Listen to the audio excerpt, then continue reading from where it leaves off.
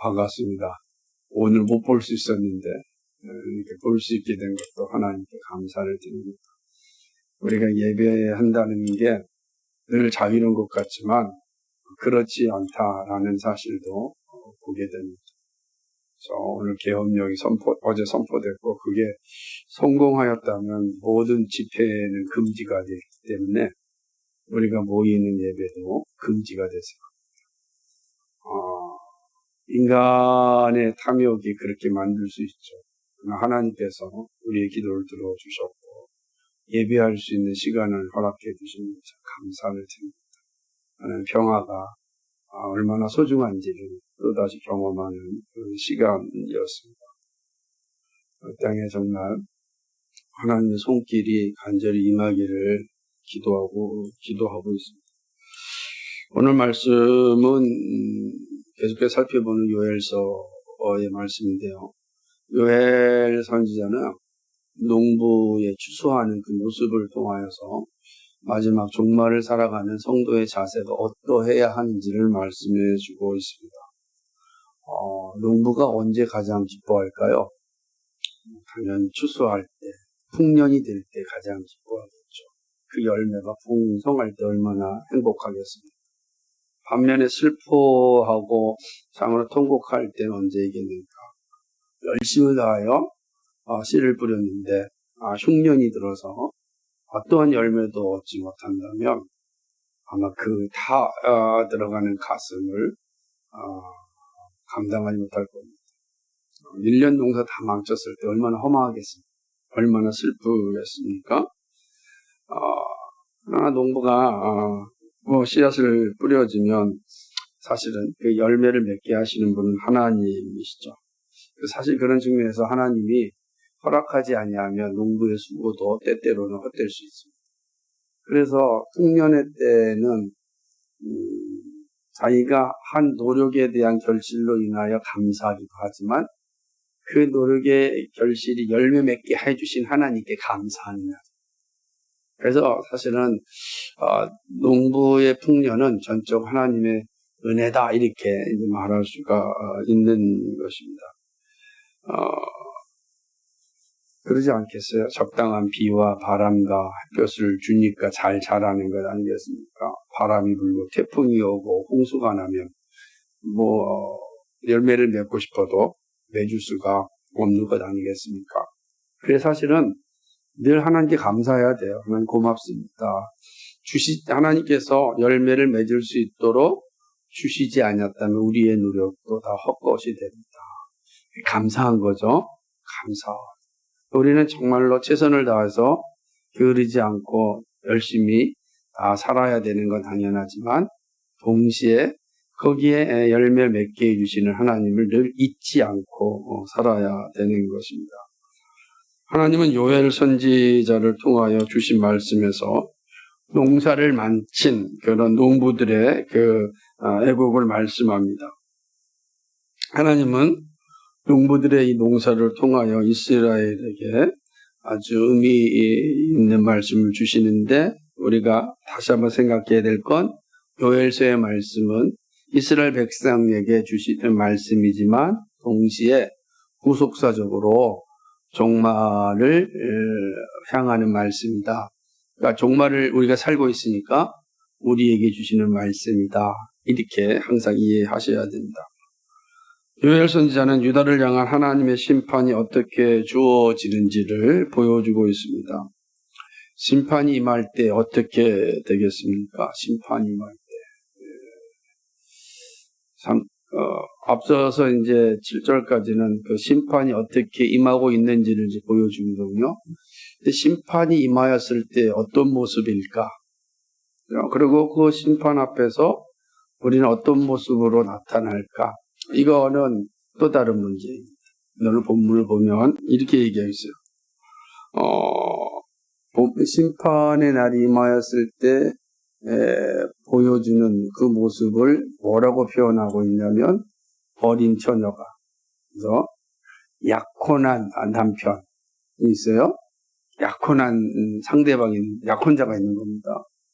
그런데 그 약혼자가 죽었습니다. 그러니 그 결혼하려고 막 기다리고 있었던 이 여인의 입장에서 어떻게 되겠습니까? 기가 막힌 일이겠죠. 결혼을 준비하고 있는데 꿈에 젖어 있을 거 아니겠습니까? 그런데 남편 될 사람이 죽었습니다. 상상할 수 없는 슬픔이죠. 여러분 그런 슬픔을 원하십니까? 원하는 사람 없겠죠? 오늘 말씀이 그런 슬픔을 기대하지 않으려면 어떻게 해야 될 것인가를 말씀하는 거예요. 마지막 심판 때 이런 슬픔이 있을 것이다 라고 이야기하는 거예요. 그러니까 그런 슬픔을 맞이하지 않으려면 어떻게 되겠는가 하는 것이 오늘 본문에 주는 말씀이에요. 예수님이 이걸 슬피 울며 이르게 한다라고 표현했어요. 오늘 요엘 선지자는 마치 결혼을 앞둔 이 약혼자의 죽음 앞에 선 그러한 여인의 모습으로 말씀해 주고 있는 겁니다.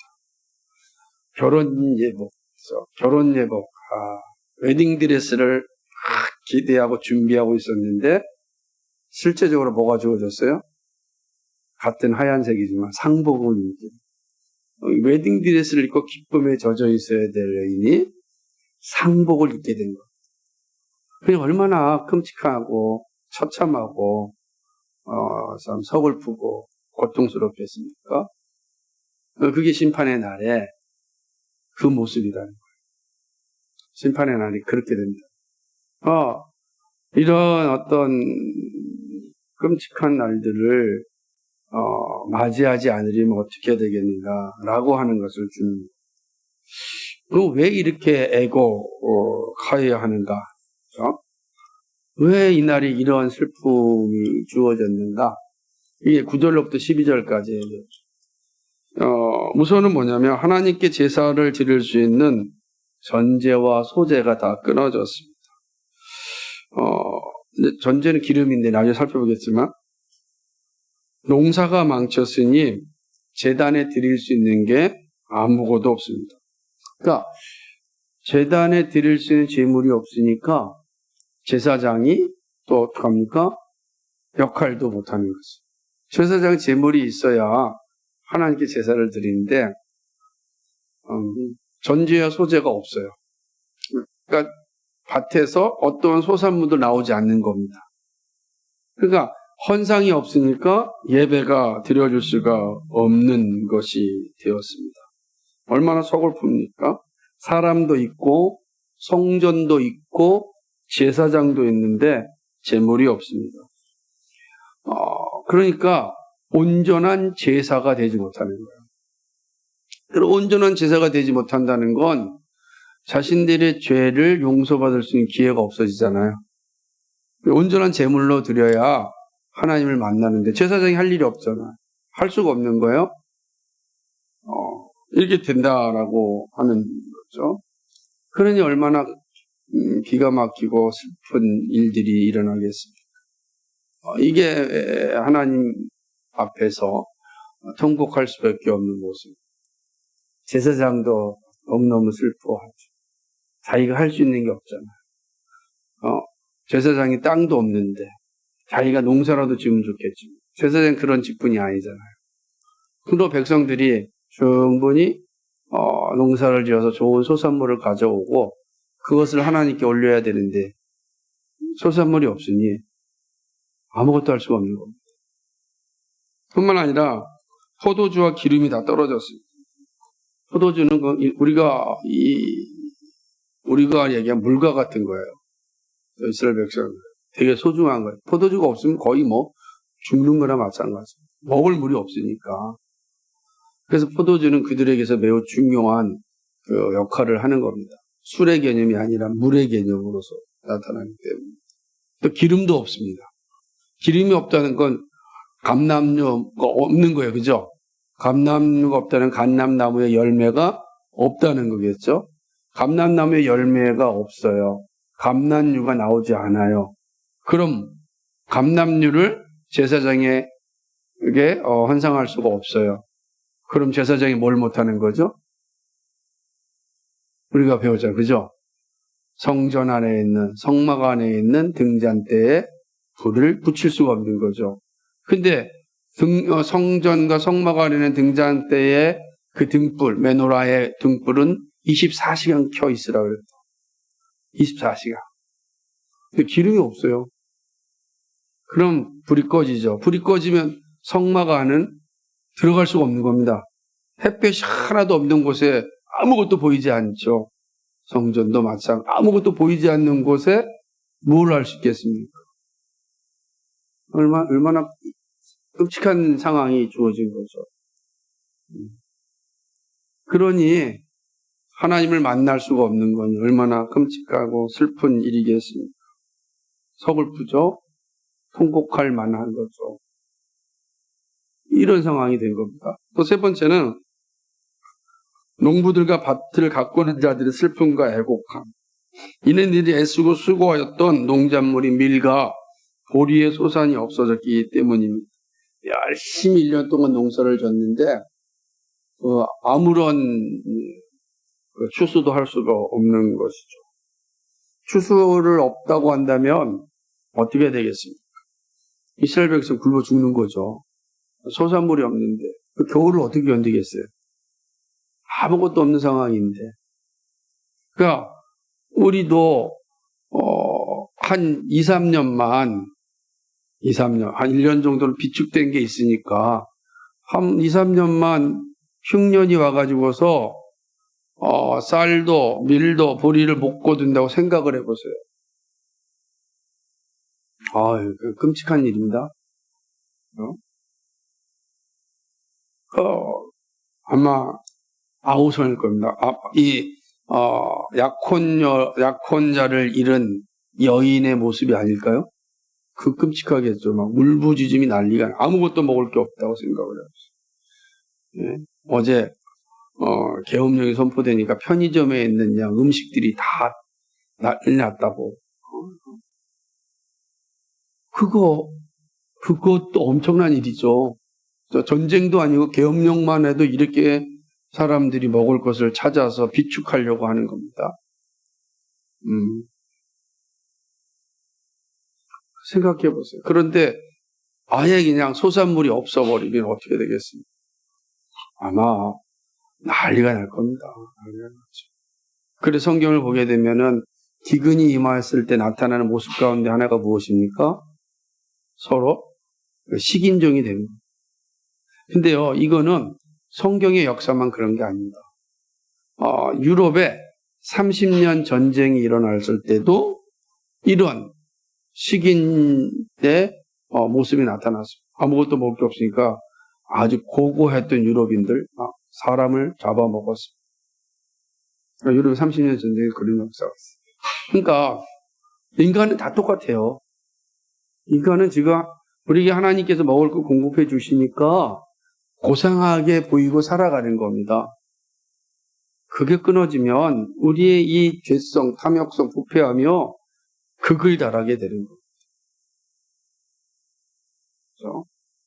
얼마나 부끄럽겠습니까? 그러니까 그 아픔이 바로 그 통곡의 자리에 있는 것과 마찬가지다라고 하는 거죠. 네 번째는 모든 나무의 열매가 시들었기 때문에 우리는 약혼자를 잃은 여인의 모습과 같이 통곡해야 된다라고 얘기합니다. 왜냐하면 과실나무는 과실이 열릴 때 의미가 있습니다. 그러니까 자신의 정체성이 어디에 있는 거예요?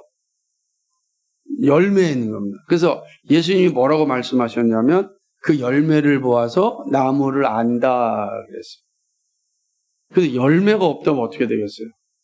아무 의미가 없죠. 열매 없는 무화과 나무를 보시고 어떻게 하셨어요? 저주하셨잖아요.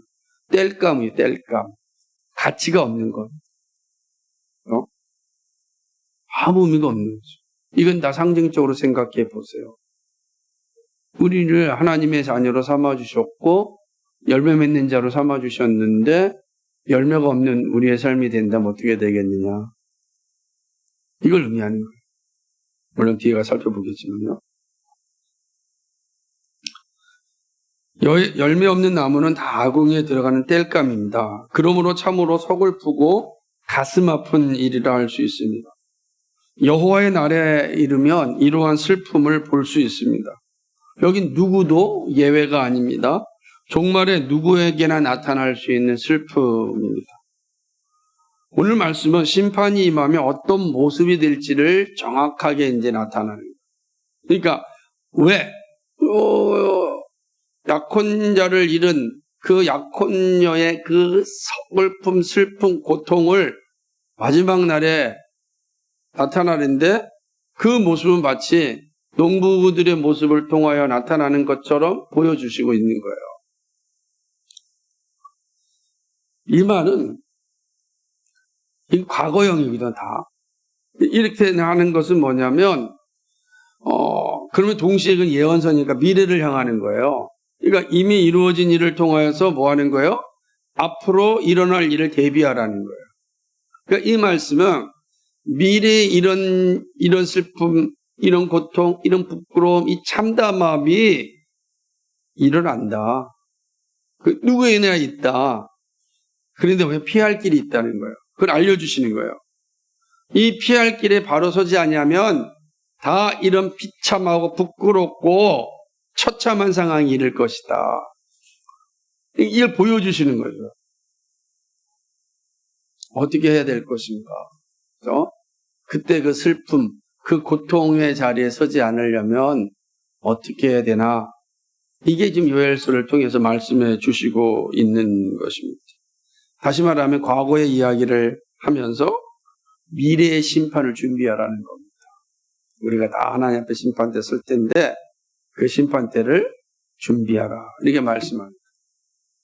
그렇다면 미래의 심판을 바라보면서 이 땅에서 감당해야 될 일이 뭔가, 그 심판의 날이 슬프며 이를 가는 날이 아니라 감사의 날이 되려면 어떻게 될 것인가.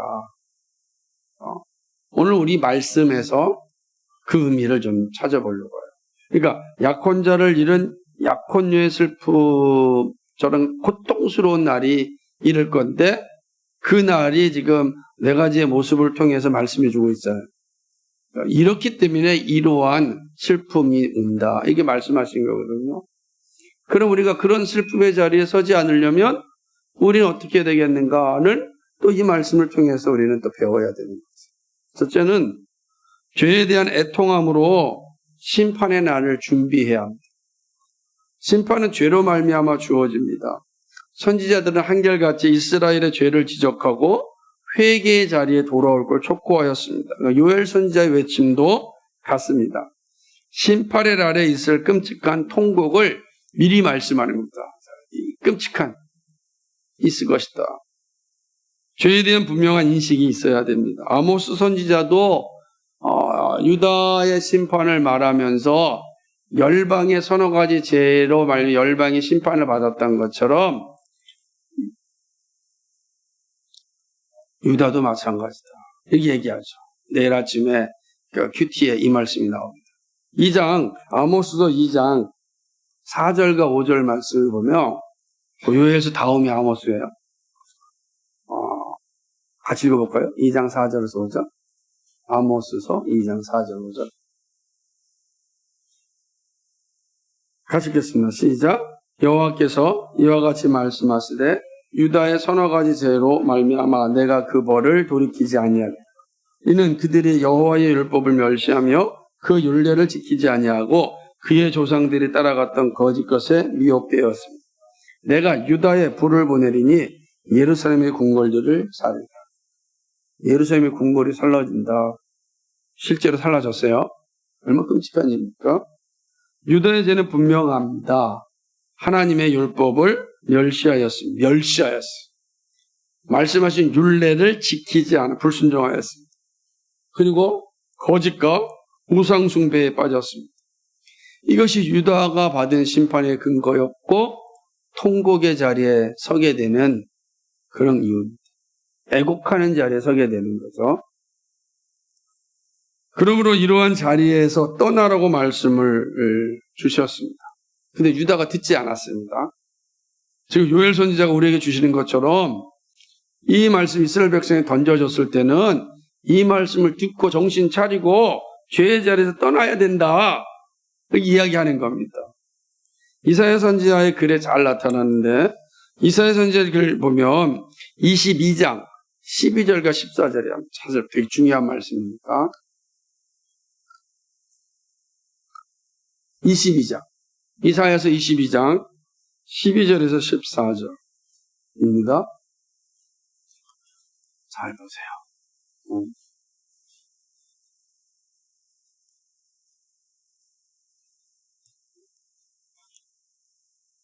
같이 읽겠습니다. 시작.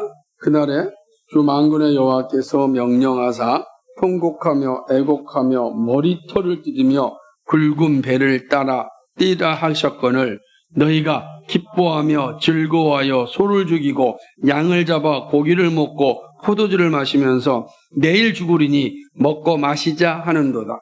만군의 여호와께서 친히 내 귀에 들려 이르시되 진실로 이 죄악은 너희가 죽기까지 용서하지 못하리라 하셨느니라. 주 만군의 여호와의 말씀이니라. 아멘. 통곡하며 애곡하며 머리털을 뜯으며 뭐라 그랬어요? 굵은 배를 띠라 그랬어요. 회개하라는 거예요. 지금은 즐거워할 때가 아니라 회개할 때다 이렇게 말씀하셨습니다. 그런데 이스라엘 백성이 그걸 듣지 않고 뭐야? 기뻐하며 즐거워하며 소 잡고 양 잡고 포도주 마시면서 야 어차피 뭐 내일 죽을 건데 오늘 즐겁게 살자 이 이야기야. 이 말은 내일도 또 먹을 수 있을 거야 라고 하는 생각. 하나님 분명히 얘기합니다. 너희가 죽기까지 용서하지 못하리라. 하나님 용서하지 않으시고 하나님의 말씀을 멸시합니다. 그죠? 하나님의 율례를 불순종하고 거짓과 우상숭배에 빠져있고 이런 자들에 대한 하나님의 무시무시한 심판의 경고입니다. 누구나 예외가 없는 거죠.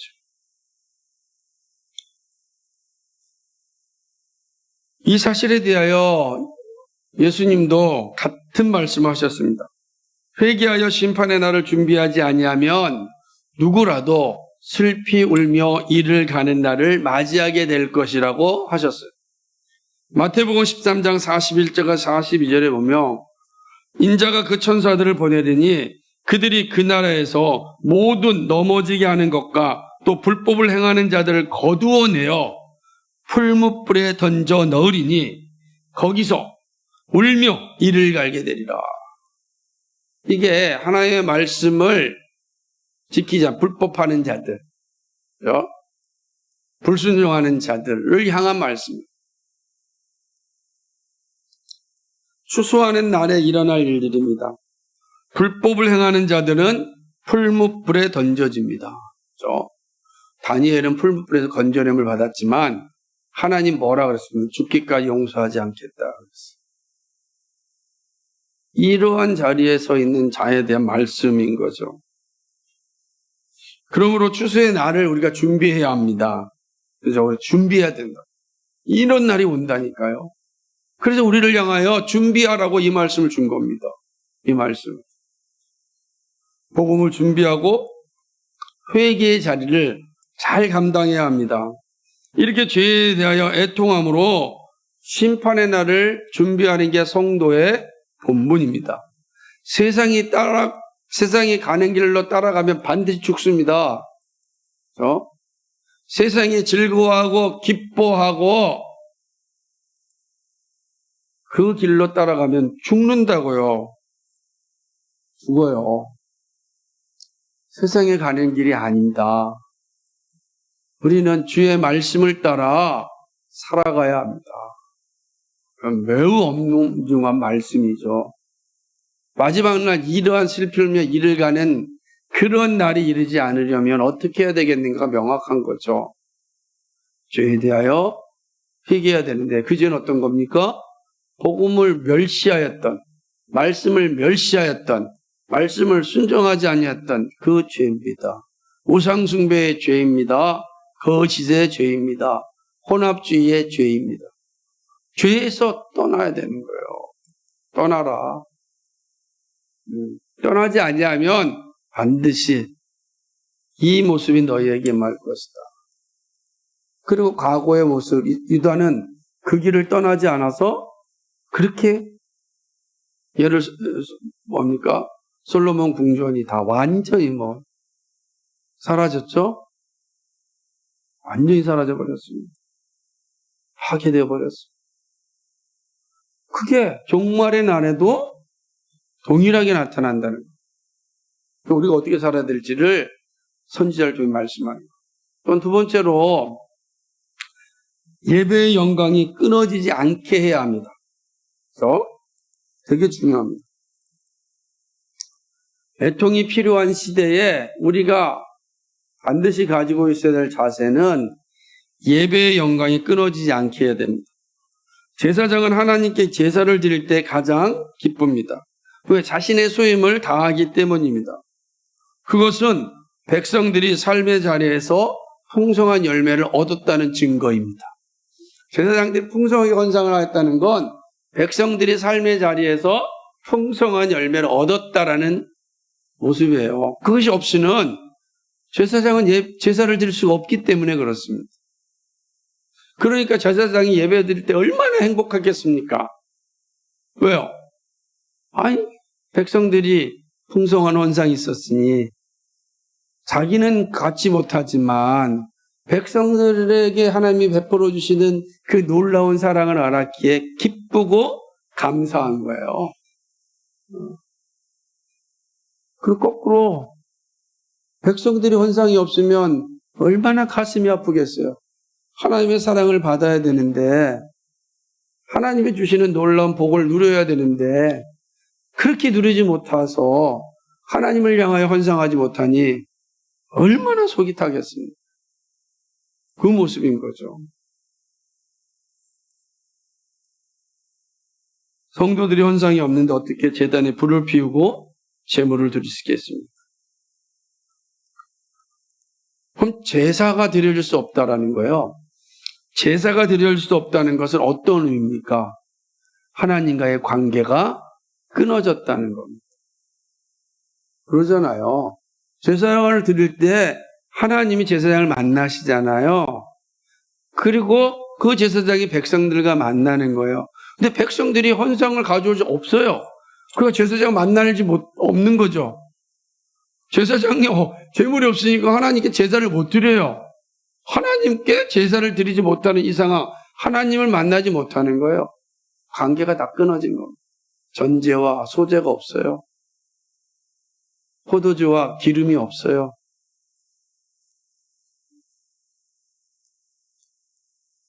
하나님을 만나지 못하면 어떤 결과가 이루어집니까? 성도들의 죄가 용서받지 못합니다.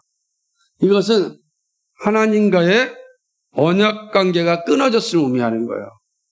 그러니까 하나님께서 이스라엘 백성을 만나시고자 성전을 세웠는데 더 이상 하나님께서 이스라엘 백성을 만날 수가 없는 상황이 주어진 거죠. 하나님이 심판하셔서.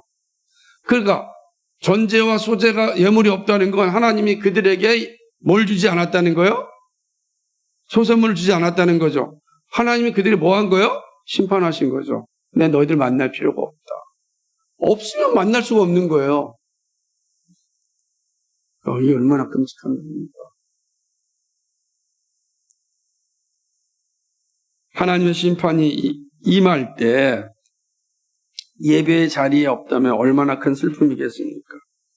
우리 가운데 주님 앞에 서기를 싫어하는 분은 아무도 없을 겁니다. 모두가 다 하나님의 영광 가운데 있기를 원합니다. 언약의 성취를 통하여 기쁨을 누리기를 원합니다. 하지만 모두가 다 이 영광에 이르지 못합니다. 오직 구원받은 자만이 이르게 됩니다. 그럼 이때 구원받은 자는 어떤 자인가? 주 예수님을 믿는 사람들입니다. 그렇죠? 너무 명확하죠? 그런데 주 예수님을 믿는 사람은 어떤 사람인가? 주님 다시 오실 때까지 예배하는 사람들입니다. 그게 명확한 거예요. 그러니까 주 예수님을 믿습니다 고백에 가장 나타나는 열매는 예배입니다. 예배예요.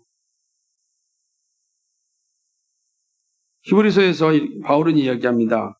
모이기를 폐하는 어떤 사람들의 습관과 같이 하지 말고 오직 권하여 그날이 가까움을 볼수록 더욱 그리하자.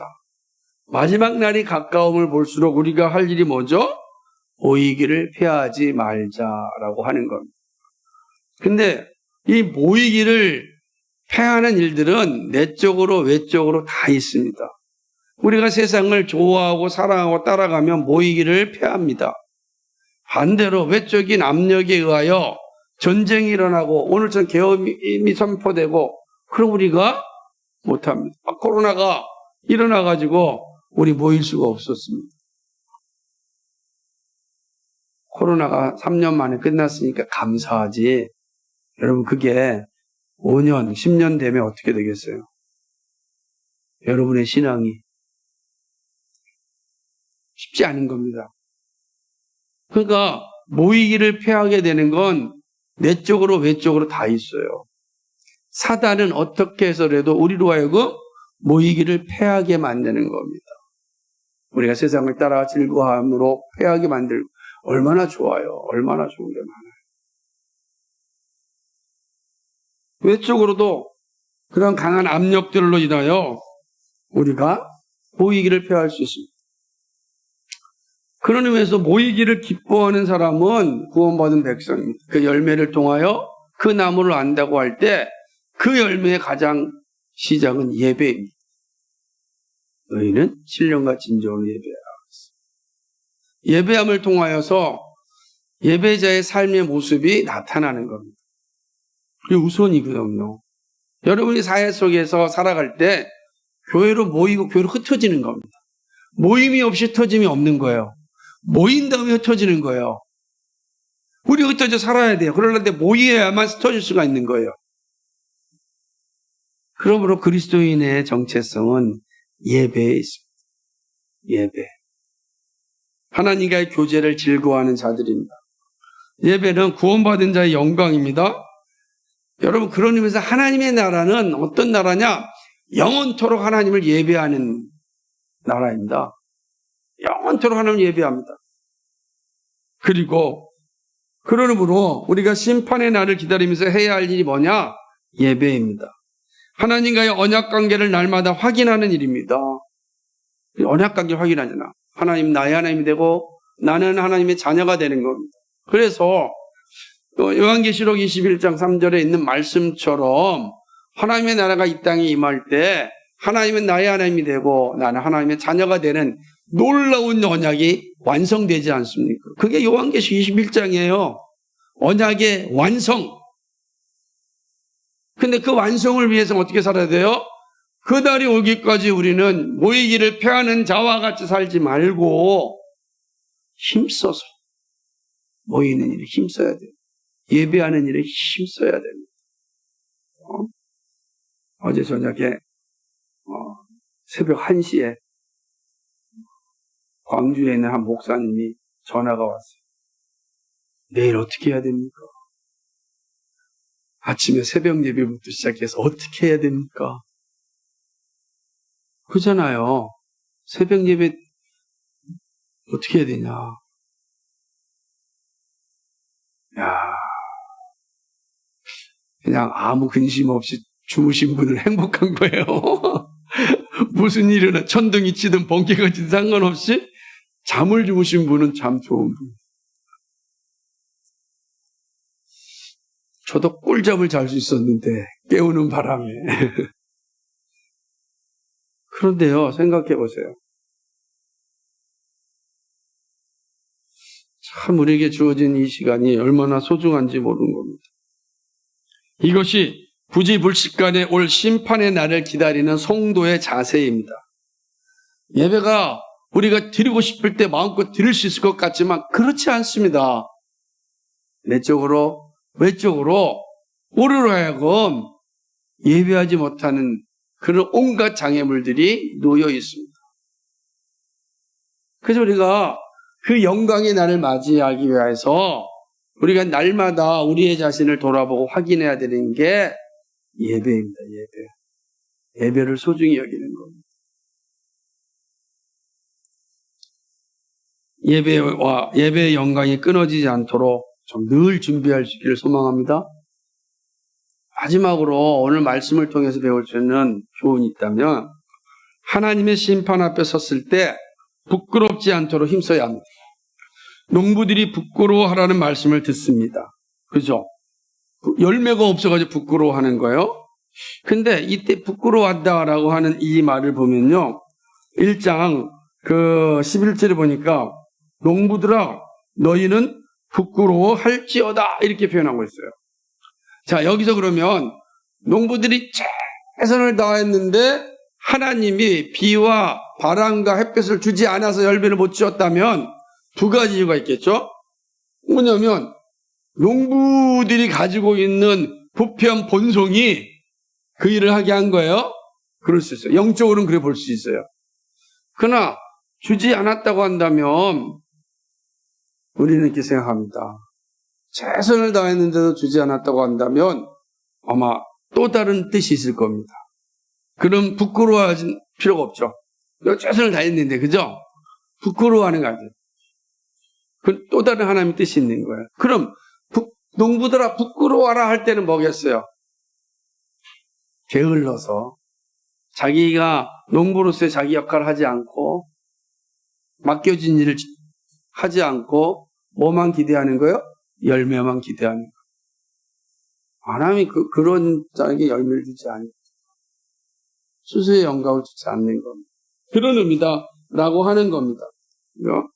게을러서 좋은 열매를 맺지 못한 농부는 부끄러운 존재입니다. 자신에게 주신 달란트를 아름답게 사용하는 것이 하나님의 뜻입니다. 그런데 게을러서 열매를 맺지 못한다면 참으로 부끄러운 일입니다. 그들은 심판의 날에 슬피 울며 이를 갈 것입니다. 열매가 없으면 즐거움이 사라집니다. 열매가 있을 때 즐거움이 있습니다. 그러나 게으르면 순종하지 않으면 그 즐거움 아침 안개와 같이 한순간에 사라지게 됩니다. 이처럼 하나님 앞에 섰을 때 부끄러움이 없으려면 우리는 충성하는 삶을 살아야 합니다. 잠자고 술 취하고 게으르면 열매를 맺을 수 없습니다. 즐거움이 없는 인생이며 슬피 우는 부끄러운 삶이 됩니다. 이에 대해서 우리 주님이 아주 분명하게 말씀하셨습니다. 누가복음 19장 22절에 주인이 이르되 악한 종아 내가 네 말로 너를 심판하노니 너는 내가 두지 않은 것을 취하고 심지 않는 것을 거두는 엄한 사람인 줄 알았느냐? 10문화, 5문화, 1문화를 줬는데 그냥 그대로 1문화를 가지고 있는 사람. 그 비유는 마태복음에서는 달란트 비유로 얘기합니다. 마태복음 25장 26절과 27절에 보면 그 주인이 대답하여 이르되 악하고 게으른 종아 나는 심지 않은 데서 거두고 해치지 않는 데서 모으는 줄로 네가 알았느냐? 그러면 네가 마땅히 내 돈을 취리하는 자들에게나 은행이죠. 자들에게나 맡겼다가 내가 돌아와서 내 원금과 이자를 받게 하였을 것입니다. 달란트를 줬는데 괜히 불안해가지고 그거를 몰래 그냥 땅속에 숨겨놨어요. 그리고 와가지고 한 달을 기대해 줬어요. 달란트를 준 주인의 의도를 전혀 생각하지 않은 거지. 그게 뭐라고 여기서 중요한 단어냐면 누가복음에서 약한 종아 그래요. 그런데 마태복음에서는 뭐라고 얘기하냐면 악하고 게으른 종아. 악한 종, 악하고 게으른 종은 열매를 맺지 못합니다. 그렇게 되는 거죠. 이 악하고 게으른 종에 대한 주님의 책망은 분명한데 마태복음 20장 30절에 보면 이 무익한 종, 이제는 무익하다는 거, 아무런 의미가 없다는 거죠. 무익한 종을 바깥 어두운 데로 내쫓으라. 거기서 슬피 울며 이를 갈리라. 열매 없는 자에 대한 예수님의 심판입니다. 무익한 종이 되는 것은 심판의 날에 부끄러움이 됩니다. 우리가 주님 앞에 섰을 때 부끄러운 자로 나타나지 않으려면 우리에게 맡겨진 소명에 최선을 다해야 되는 겁니다. 열심을 다해야 돼요. 바울은 이 사실을 아주 명확하게 표현하였는데 디모데후서 4장의 말씀입니다. 7절과 8절 말씀인데 잘 아는 말씀이에요. 한번 찾아볼까요? 그래도 디모데후서 4장 7절과 8절. 우리가 어떻게 해야 되겠는가? 무익한 종이 되지 않기 위하여 우리가 힘써야 될 게 뭔가? 그 나에게 맡겨진 소명을 감당하는 건데 그것이 무엇인가? 같이 읽으면 시작. 나는 선한 싸움을 싸우고 나의 달려갈 길을 마치고 믿음을 지켰으니 이제 후로는 나를 위하여 의의 면류관이 예비되었으므로 주 곧 의로우신 재판장이 그날에 내게 주실 것이며 내게만 아니라 주의 나타나심을 사모하는 모든 자에게도니라. 그 모든 자에게 뭐가 있어요? 의의 면류관. 근데 그 의의 면류관을 위해서 뭐 하라는 거예요? 믿음의 선한 싸움을 싸우라. 성도가 이 땅에서 가져야 될 최선의 삶은 어떤 거냐? 믿음의 선한 싸움을 싸우는 거. 그게 우리가 할 일입니다. 주님 오실 때까지 믿음의 선한 싸움을 싸우는 겁니다. 그것은 맡겨진 달란트로 최선을 다하여 사는 일입니다. 게으르지 않고 최선을 다할 때 하나님 앞에 부끄럽지 않게 됩니다. 그죠? 나에게 주어진 각자의 달란트를 가지고 최선을 다해 사는 겁니다. 그죠? 하나님은 그 최선을 다해 사는 그 자체 소중한 거야.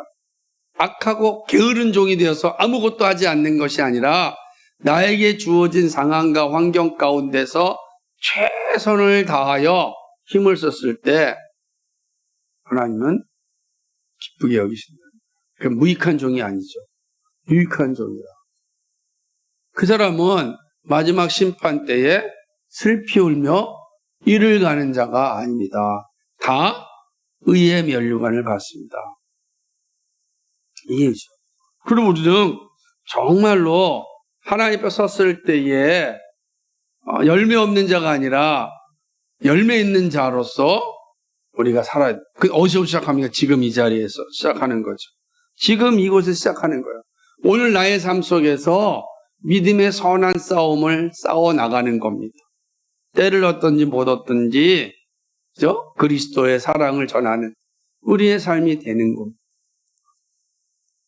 그것이 심판의 날에 약혼자를 잃은 약혼녀와 같은 고통을 느끼지 않고 하나님을 찬양하며 영광 돌리는 일이 되는 것. 말씀을 했습니다. 믿음의 삶을 즐겁게 살 때 영원한 즐거움의 자리에 이르게 됩니다. 농부로서 부지런하게 살아낼 때 하나님은 기뻐하십니다. 우리는 그런 의미에서 영적인 농부들이거든요. 그죠? 우리는 땅을 파는 농부뿐만 아니라 우리는 삶의 농부잖아요. 각자에게 주어진 달란트로 가지고 열매를 맺는 거예요. 그래서 우리는 이 말씀에 근거하면 다 농부들이에요. 다 우리가 할 일이에요. 그 우리가 할 일은 왜 부지런히 우리가 힘써야 되는 겁니다. 열매 맺기 위하여 힘써야 되는데 그 영적으로 믿음의 선한 싸움을 싸우는 것뿐만 아니라 하나님이 우리에게 주신 그 달란트를 최선을 다해서 사용해야 하는 것입니다. 우리가 원하는 대로 삶은 물론 이어지지 않을 수 있습니다. 그러나 하나님 우리의 중심을 아십니다. 우리의 열심을 아십니다. 우리의 헌신을 아십니다. 그리고 반드시 영원한 즐거움으로 우리를 인도하십니다. 내가 열심히 살아가지고 그 원하는 대로 많은 열매를 맺지 않는다 할지라도 하나님 우리 중심을 알기 때문에 그 충성되이 부지런히 자기에 맡겨진 삶에 최선을 다했다면 하나님은 기뻐하십니다. 그리고 하나님의 나라를 기꺼이 우리에게 상속하십니다. 이게 우리가 가지고 있어야 될 자세인 것입니다. 우리가 사는 세상이 어떻게 변할지 모릅니다. 평안하였던 나라가 계엄을 통하여 불안과 두려움에 빠지기도 하였습니다. 그죠? 짧은 6시간이지만 불안과 두려움에 잠을 못 잤습니다. 그럴 수 있는 겁니다. 내가 원하는 대로, 여러분 원하는 거 있지 않잖아요. 계엄된 상황을 원하는 사람 아무도 없을 거예요. 그런데 내가 원하지 않더라도 그런 외적인 상황이 주어질 수 있습니다. 이 국내 문제입니다. 아니, 우크라이나가 러시아가 전쟁을 발발하여 그 초토화된 나라를 만들기 원했겠습니까? 아니죠. 이스라엘이 가자와 레바논과 전쟁을 원했겠습니까? 아니란 말이에요. 끔찍한 그 결과를 기대하면서 행하진 않았을 거라고요. 그런데 악한 자들에 의하여서 그런 일이 일어나는 겁니다. 다 자기 욕망이죠. 그러니까 그냥 참 속상한 겁니다. 우리나라가 참 가장 아주 여행하기 좋은 나라, 가장 치안이 잘 된 나라, 막 이렇게 칭찬을 받았는데 하루아침에 선진국 나라들이 여행 자제국. 그러다 땅 때린 거야. 불안한 나라. 정상회담하러 일본까지 왔던 세데르 왕은 다시 돌아갔고, 아니 지금 현재 키르기스탄 대통령은 대한민국에 있는데, 국빈으로 와 있는데 계엄령이 일어났어요. 얼마나 기가 막히겠어요. 그 사람은 계엄령이 성공하면 나갈 수 있을지 없을지 모르는 거예요. 이게 무슨 일입니까? 그러니까 우리의 의지와 다르게 이러한 일들이 일어났어요. 남북 간의 대치 상태에서 지금은 전쟁이 일어나지 않아서 지금까지 긴 시간을 겪어왔잖아요. 감사하지 않습니까? 우리가 세상에 고양시에 산다고요. 3, 40년 전만 해도 고양시에게 사는 곳입니까? 이게 불안해가지고. 생각을 해보세요. 이게 70년대, 80년대에 고양시 어떻게 삽니까? 파주 고양시에. 아파트가 어떻게 들어서요? 바로 앞에 북한이 있는데. 근데 지금 뭐야? 고양시 100만 도시가 됐고 파주시 엄청나게 성장하고 있고 바로 앞에 북한이 있는데 평화가 가자도 좋기 때문에 이루어진 일입니다. 그러나 어떻게 될지 모르죠. 아무도 모르는 거예요. 저 이번 사건 보면서 아무것도 모르겠구나. 확정될 수 있는 게 아무것도 없구나. 기도밖에 나오지 않습니다. 저는 어제 정말 많이 기도했어요. 계속 기도했어요. 하나님 땅에 평화를 줘라. 기도했어요. 어떻게 될지 아무도 모릅니다. 참으로 이 세상은 변화무쌍합니다. 이러한 시대를 살아가려면 정말 온 힘을 다하여 주님을 의지해야 됩니다. 주님의 지혜와 능력이 있어야 합니다. 그것이 마지막 심판의 때에 슬피 울며 이를 가는 것이 아니라 즐거움이 될 수 있습니다. 이 변화무쌍한 세상 가운데 우리가 어떻게 살아야 될지를 성령님으로부터 얻는 지혜와 능력이 있어야 되는 겁니다. 하나님 지혜를 주십시오. 하나님 능력을 주십시오. 우리가 필요한 게 여기 있어요. 우리는 철저하게 성령님을 의지원하여 살아가야 되는 것입니다. 그러기 위해서는 심판을 준비하라는 말씀에 늘 귀를 기울이고 있어야 됩니다. 여러분 그렇잖아요. 오늘 이 말씀은 너희는 마지막 심판을 준비하라 라고 말하고 있지 않습니까? 우리가 그러면 그 말씀을 듣고 귀를 기울여야 하는 겁니다. 그리고 우리에게 주어진 소중한 시간에 주님과 교제하는 예배가 늘 풍성해야 됩니다. 그리고 주님 맞이할 때 부끄럽지 않도록 나에게 주어진 달란트를 잘 사용해야 됩니다.